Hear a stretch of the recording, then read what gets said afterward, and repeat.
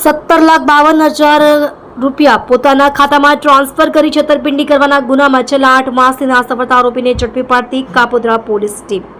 જેન્યુઆરી ગઈ તારીખ 13/9/2023થી ફરિયાદ દાખલ થઈ ત્યાં સુધીમાં ફરિયાદીના પુત્ર ફેનિલ નાઓને બિઝનેસ મેનેજમેન્ટના અભ્યાસ માટે ન્યૂઝીલેન્ડ ખાતે મોકલવાનું હોય છે. એજ્યુકેશન લોનની જરૂરિયાત ઊભી થતાં ફરિયાદી આરોપી બિપિનભાઈ મનસુખભાઈ વિસાવેલિયાનો એજ્યુકેશન લોન માટે સંપર્ક કરતા જે આરોપીએ ફરિયાદીને બેંકમાં એફડી કરાવવી પડશે તેમ વાતો કરી ફરિયાદી નાઓએ એફડી માટે પૂરતા નાણાં પોતાના બેંક એકાઉન્ટમાં રાખતા એફડી માટે ચેક આરોપીને આપેલ. જે ચેકથી આરોપીએ જે એફડી કરાવેલ નહીં અને જે ચેકથી ફરિયાદીની જાણ બહાર જે આરોપીએ બેંકની ખોટી રસીદો બનાવી પોતાના બેંકમાં જે નાણાં ટ્રાન્સફર કરી ₹17,52,000 છેતરપિંડી કરી નાસી ગયેલ. જે બાબતે કાપોદ્રા પોલીસ સ્ટેશન પાર્ટ એ ગુનો રજિસ્ટર્ડ નંબર 2024 ઇબીકો કલમ 420 મુજબનો ગુનો રજિસ્ટર્ડ કરવામાં આવેલ. જેની તપાસ હાલ પોલીસ સબ ઇન્સ્પેક્ટર ડીબી પિંજર સાહેબ નાઓ ચલાવી રહેલ છે. ગુનામાં ઇપીકો કલમ 465, 467, 468નો ઉમેરો કરવામાં આવેલ.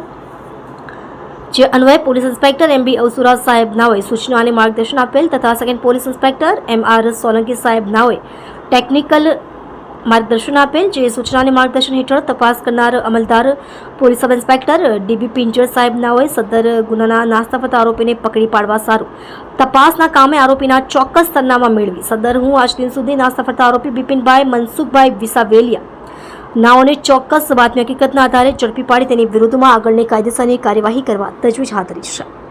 આપ જોઈ રહ્યા છો ગુજરાતની સૌથી પહેલા ખબર આપતી Surat express news channel director Rajesh મંગલેની સાથે.